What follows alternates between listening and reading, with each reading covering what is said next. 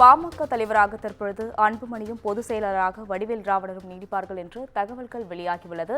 இதுகுறித்து அவருடைய கருத்துக்களை பகிர்வதற்காக மூத்த பத்திரிகையாளர் துரைக்கருணன் இணைப்பில் உள்ளார். வணக்கம் சார். தற்பொழுது பாமக தலைவராக அன்புமணியும் பொதுச் செயலாளராக வடிவேல் ராவணனும் நீடிப்பார்கள் என்று தெரிவிக்கப்பட்டுள்ளது. இதை பற்றி உங்க கருத்துக்களை பகிரலாம் சார்.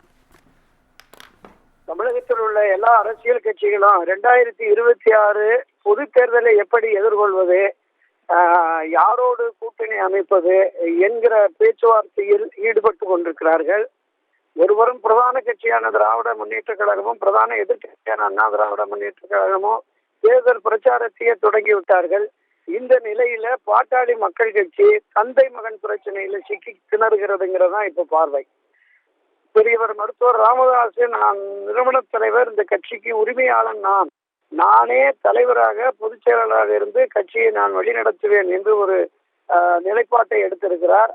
அவருடைய மகன் அன்புமணி ஏற்கனவே பொதுக்குழுவால் நான் தலைவராக தேர்ந்தெடுக்கப்பட்டேன், அதிகாரபூர்வமான தலைவர் நான் என்னோடு பயணிக்கிற எல்லா நிர்வாகிகளோடும் இந்த கட்சியை வழிநடத்தி செல்வேன் அப்படின்னு சொல்லி அவருமே அங்கங்க நடைப்பயணம் என்பதும் செயல்வரு கூட்டம் என்பதும் இன்றைக்கு பொதுக்குழுவை கூட்டி தான் என்பதை நிரூபித்து விட்டார்.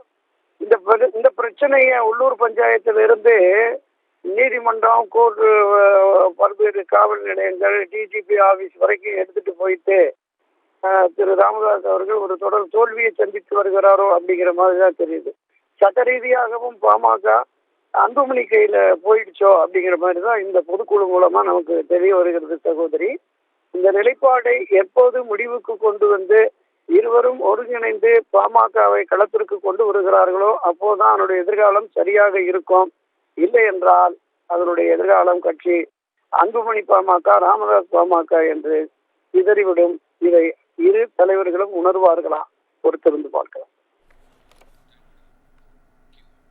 சார், இணைப்பில் வந்து உங்க கருத்துக்களை பகிர்ந்ததுக்கு நன்றி சார்.